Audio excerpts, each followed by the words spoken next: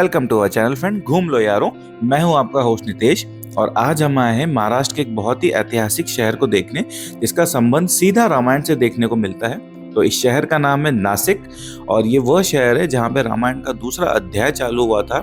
इसमें राम जी, सीता जी और लक्ष्मण ने अपना वनवास यहाँ पे काटा था और यही वो शहर है जहाँ पे लक्ष्मण जी ने सूर्पनखा की नाक काटी थी और उसके बाद यहीं से सीता हरण हुआ। और यही वो शहर है जहाँ पे 3 नदियों का महासंगम होता है जिसको त्रिवेणी संगम भी कहते हैं। और यही वो शहर है जहाँ पे हर 12 साल में कुंभ मेला लगता है। उसके अलावा यहाँ पे आपको देखने को मिलेंगे बहुत सारे मंदिर जो अपने आप में बहुत खास हैं। और उसके अलावा आपको यहाँ पे देखने को मिलेगा गोदावरी घाट जहाँ पे शाम को बहुत ही सुंदर आरती होती है नदी के किनारे। तो चलिए स्टार्ट करते हैं आज के इस व्लॉग को और जानते हैं कि इस शहर में हमें और क्या क्या देखने को मिलेगा।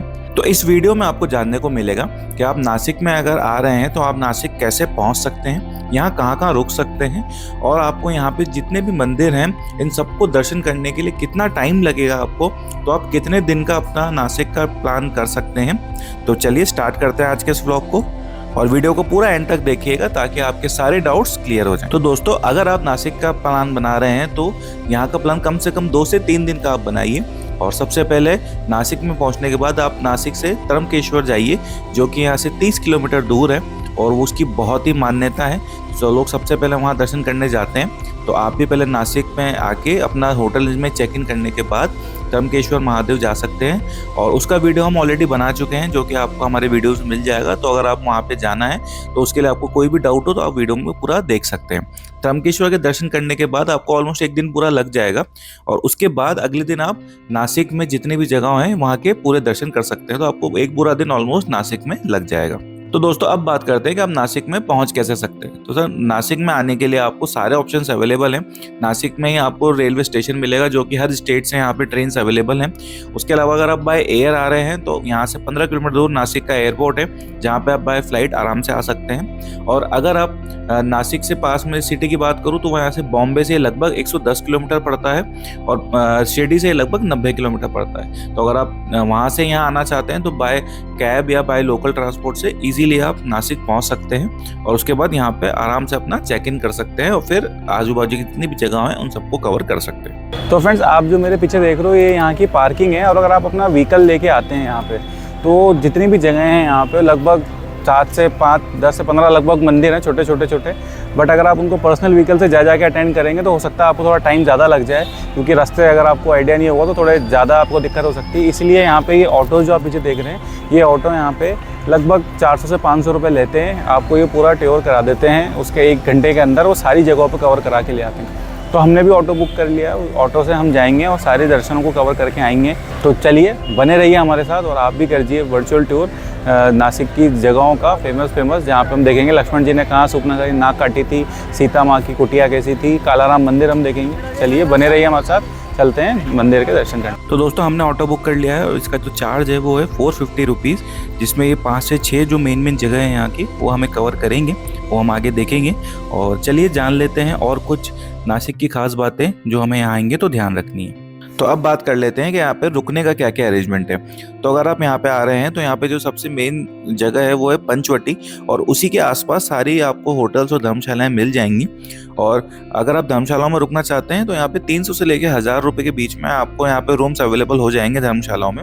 और उसके अलावा अगर आप होटल्स में रुकना चाहते हैं तो होटल्स के पे आपको काफ़ी सारे ऑप्शंस मिल जाएंगे और लगभग 1000 रुपये लेके स्टार्ट हो जाते हैं और लगभग 2 से 3 हज़ार रुपये तक आप एक बहुत अच्छा रूम यहाँ पे इजीली अफोर्ड कर सकते हैं। तो आप अपने बजट के अकॉर्डिंग हम रूम्स बुक कर सकते हैं, ऑनलाइन या ऑफलाइन जैसा भी आप चाहें वो बुक कर सकते हैं। और हमने जो होटल बुक किया था वो हमने ऑनलाइन बुक किया था, होटल भक्ति निवास उसका नाम था। और ऑनलाइन में ये मालूम नहीं पड़ा था बट हम जब यहाँ आए तो ये 6th फ्लोर पे था। तो ऑनलाइन में कई बार ये चीज़ थी। तो वैसे तो यहाँ पे लिफ्ट थी, रूम काफ़ी अच्छे थे, होटल काफ़ी अच्छा था, कोई प्रॉब्लम हमें नहीं हुई। बट एक ही सवाल था, अगर बाई चांस लिफ्ट ख़राब हो जाती तो 6th फ्लोर पे चढ़ के जाना थोड़ा सा मुश्किल होता। तो अगर आप यहाँ ऑफलाइन भी आके बुक करें होटल तो वो कर सकते हैं। बाकी होटल हमारा काफ़ी अच्छा था, हमारा एक्सपीरियंस यहाँ पे काफ़ी अच्छा था। लक्ष्मी नारायण मंदिर का दर्शन करेंगे अभी आप, चप्पल जूते ऑटो में छोड़ देना। भारत में 4 जगह पे कुंभ मेला लगता है, हरिद्वार, उज्जैन, प्रयागराज और नासिक। नासिक का ये मेन कुंभ मेला मंदिर लक्ष्मी नारायण। यहाँ पे शुरुआत होती है कुंभ मेले की। यहाँ से जाते फिर हाथी घोड़ी सवार होकर रामघाट पे शाही स्नान होता है। तो ये हमारा पहला मंदिर था तपोवन में, ये लक्ष्मी नारायण जी मंदिर। जब यहाँ से कुंभ मेला चालू होता है तो यहीं से स्टार्ट होता है, उसके बाद यहाँ से अगले मंदिरों पर जाया जाता है।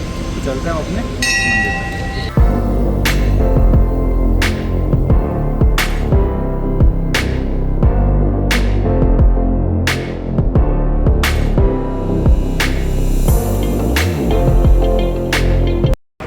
कृष्णा का अवतार शूर्पणखा की नाक कटी जगह, एक जगह पे 2 मंदिर, 2 मंदिरों में 3 दर्शन।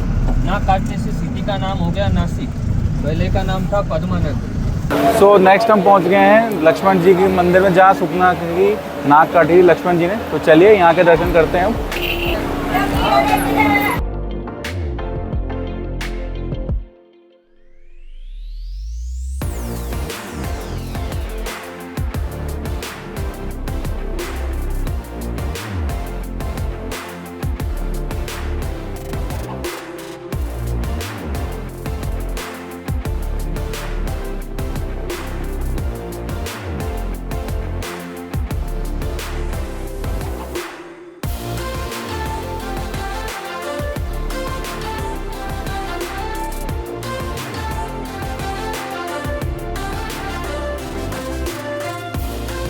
तपोवन में लक्ष्मण जी के मंदिर के दर्शन करने के बाद हम देखने पहुंचे गोदावरी और कपिला नदी का संगम। और ये वो जगह थी जहाँ पे लक्ष्मण जी ने सूर्पनखा की नाक काटी थी और वो गोदावरी नदी में जाके गिरी थी। और उसी के बाद से इस शहर का नाम नासिक पड़ गया। और यहीं पे सीता माँ की कुटिया भी है, जो हमें थोड़ा अंदर चलने के बाद देखने को मिलेगी। तो चलिए अंदर चलते हैं और देखते हैं हमें और क्या क्या देखने को मिलेगा। कुटिया के पास आप जैसे ही पहुंचेंगे तो वहाँ आपको देखने को मिलेंगे 5 कुंड। और इन 5 कुंड के पीछे की जो कहानी है वो पुराणों में ये बताई जाती है कि जब लक्ष्मण जी ने सूर्पनखा की नाक काटी थी तो उसके बाद राम जी को ये अंदेशा हो गया था कि अब रावण या उनके असुर यहाँ पे आएंगे और हमें उनसे लड़ना पड़ेगा। तो इसीलिए उन्होंने सीता जी को ये आदेश दिया कि आप ब्रह्मा विष्णु और महेश को साक्षी मान के अग्निकुंड में आप अपनी मूल रूप को आप वहाँ पे सुरक्षित कर दीजिए और अपना सिर्फ छाया वाला रूप आप बाहर कुटिया में रखिए। तो उसके बाद सीता जी ने ब्रह्मा विष्णु और महेश को साक्षी मानकर अग्निकुंड में अपने मूल रूप को अग्नि के हवाले कर दिया और सिर्फ अपने मायावी रूप या फिर उसको कह सकते हैं कि उनकी छाया ही थी जो कुटिया में थी। और उसके बाद हम सब जानते हैं कि रावण यहाँ आया और रावण ने उनका हरण किया। और उसके बाद सीता जी का सिर्फ वो हरण करके जो रूप लेके गया वो छाया थी उनकी, वो उनका असली रूप नहीं था। जैसा कि हम सब जानते हैं कि रावण जब सीता माँ का हरण करने आया कुटिया में तो उस टाइम पे एक आ जाता है कि सीता माँ का जब वो हरण करके ले गया तो वो उनका सिर्फ छाया को अपने साथ ले गया था, वो उनका मूल रूप नहीं था। तो सीता माँ की कुटिया के सामने आपको 5 कुंड दिखेंगे, जिसमें ब्रह्मा विष्णु महेश और एक सीता माँ का स्नान कुंड था। और जो 5वां कुंड था वो अग्निकुंड था, जहाँ पे सबको साक्षी मान के सीता माँ ने अपने मूल रूप को यहाँ पे छुपाया था। और जैसे आप बाहर आएंगे तो आपको यहाँ पे एक और मंदिर देखने को मिलेगा जो है सर्वधर्म मंदिर। और जो यहाँ पे ही मुझे देखने को मिला, यहाँ पे आपको सारे भगवानों के तस्वीरें आपको यहाँ पे देखने को मिलेंगी। तो अगर आप यहाँ आते हैं तो यहाँ भी आप दर्शन करके जरूर जाइएगा। तपोवन देखने के बाद हम पहुंचे श्री राम भगवान का वनवास स्थान देखने। और ये वह वनवास स्थान था जहाँ श्री राम भगवान ने अपने 14 साल के वनवास काल में 13वें वर्ष इसी जगह पे अपना कुटिया बनाई थी और वो यहीं आके रुके थे।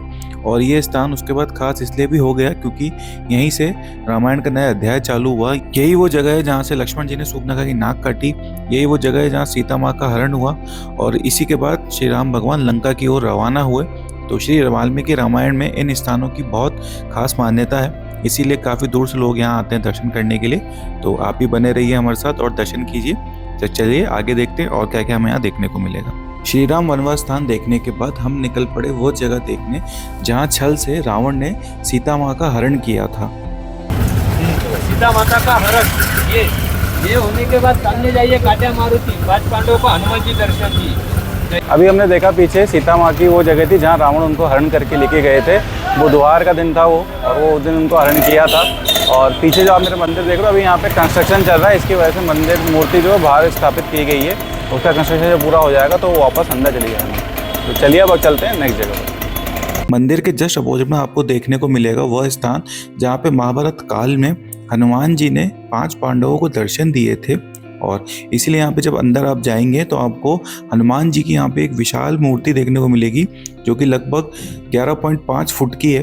और अंदर हम जब गए तो यहाँ पे मोबाइल से एक वीडियोग्राफी और कैमरा अलाउड नहीं था, फोटो अलाउड नहीं थे, इसीलिए हम अंदर वीडियो नहीं बना पाए। गुफा के लिए लाइन लगती है, 20-25 मिनट होगी तो लाइन में जाना, 2 घंटे की लाइन होगी तो बाहर से दर्शन बताएंगे। अंडरग्राउंड दर्शन होता है, इसलिए अंदर का कुछ दिखता नहीं है, घुटनों पे बैठकर अंदर चलना पड़ता है। 20 फीट नीचे जाने के बाद राम लक्ष्मण सीता माता की मूर्ति है। गुफा में क्या है यहाँ पे? गुफा में राम लक्ष्मण सीता माता की मूर्ति है, पत्थर की होगी पुरानी? पत्थर की मूर्ति है। लक्ष्मण ने शूर्पणखा की नाक काटी ना, हाँ शूर्पणखा रावण के पास गई, हाँ रावण ने असुर भेजे राम जी से युद्ध करने के लिए। राम जी युद्ध पे गए और इधर अंडरग्राउंड में सीता माता को जमीन के अंदर छुपा के रखा। गुफा जंगल में थी, जंगल में गुफा पहचानने के लिए 5 पेड़ साक्षी थे, जिससे पंचवटी नाम हो गया। पेड़ नंबर 1 इधर, पेड़ नंबर ये 2, ये आगे 3, ये 4 नंबर, वो अंदर वाला 5 नंबर, देखो 5 नंबर दिख रहा है। तो दोस्तों जैसे सीधा गुफा पे हम पहुंचे तो यहाँ पे काफ़ी लंबी लाइन लगी हुई थी, काफ़ी भीड़ थी। और वैसे भी जनरली यहाँ पे आधे से पौन घंटा लग जाता है नंबर आने में, बट आज जो भीड़ थी वो लगभग 2 से ढाई घंटा यहाँ पे बोला जा रहा था कि नंबर आएगा।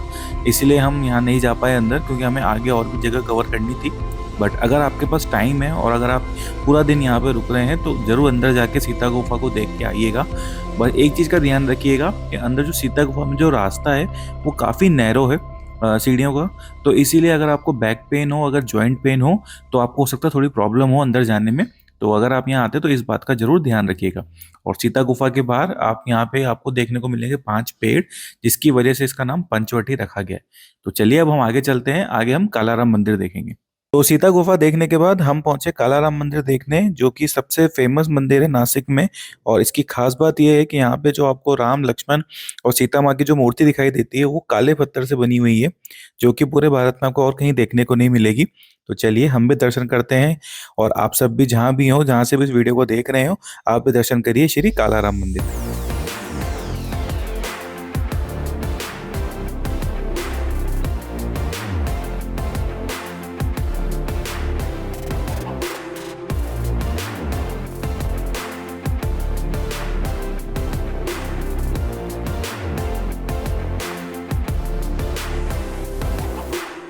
दोस्तों सारे मंदिरों के दर्शन करने के बाद हम वहीं पहुंच गए जहां से हम चालू हुए थे। यहीं से हमने ऑटो बुक किया था और ऑटो वाले आपको वापस यहीं पे छोड़ देते हैं। और इस पूरे टाइम में हमें जो टाइम लगा वो लगभग 1 से 1.5 घंटा लगा, जिसमें हमने सारे मंदिरों को अच्छे से कवर किया। बस सिर्फ सीता गुफा में हम नहीं जा पाए क्योंकि वहाँ पे काफ़ी ज़्यादा टाइम लगता। हमारे जो ऑटो वाले ड्राइवर थे उन्होंने हमें अच्छे से गाइड किया, सारे टेम्पल्स के बारे में अच्छे से बताया, और जो इन्हें चार्ज लिया वो था 450 रुपये हमने एक ऑटो को। दोस्तों सारे मंदिर दर्शन करने के बाद नासिक में जो एक और मेन अट्रैक्शन है वो है यहाँ पे गोदावरी आरती, जो कि हर शाम को यहाँ पे गोदा घाट पे होती है, और हम भी वो अटेंड करेंगे। बट हम जब यहाँ पहुँचे तो अभी काफ़ी अच्छा मौसम हो चुका है, पानी आ रहा है यहाँ पे हल्का हल्का सा। और जब आप यहाँ पे रामकुंड के आसपास देखेंगे तो आपको यहाँ पे और भी बहुत सारे छोटे छोटे मंदिर देखने को मिलेंगे, जैसे कि गंगा गोदावरी मंदिर। और तो आप भी उन सब मंदिरों के दर्शन करिए, और वेट करते हैं हम गोदा आरती का, जो कि लगभग सूरज ढलने के बाद यहाँ पे स्टार्ट हो जाती है, लगभग 6:30 से 7 के बीच। आदि कालापासून इथल्या चराचराला संजीवनी प्रदान करणाऱ्या हे स्वर्ग मंदिर तुझ्या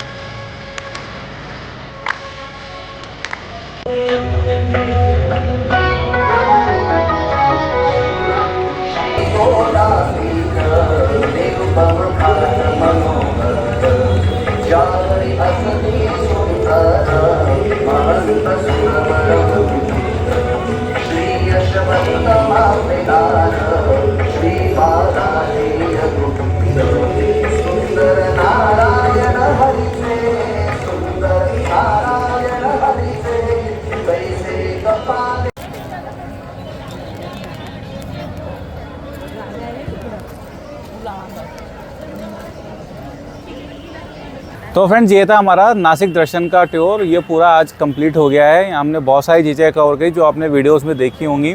और अगर आपको इससे रिलेटेड कोई भी डाउट हो, आप कुछ भी पूछना चाहते हो तो कमेंट बॉक्स में मुझे ज़रूर शेयर कीजिएगा, पूछिएगा। और अगर आपका कोई एक्सपीरियंस है नासिक आने का या आप कोई सजेशन देना चाहते हैं तो वो ज़रूर कमेंट बॉक्स में देके जाइएगा। तो चलिए मिलते हैं इसके बाद नेक्स्ट व्लॉग में। और अगर आपको ये वीडियो अच्छा लगा हो, आपको इससे कोई नॉलेज मिली हो, तो इसको वीडियो को लाइक और चैनल को सब्सक्राइब करना ना भूलिएगा। चलिए मिलते हैं नेक्स्ट वीडियो में।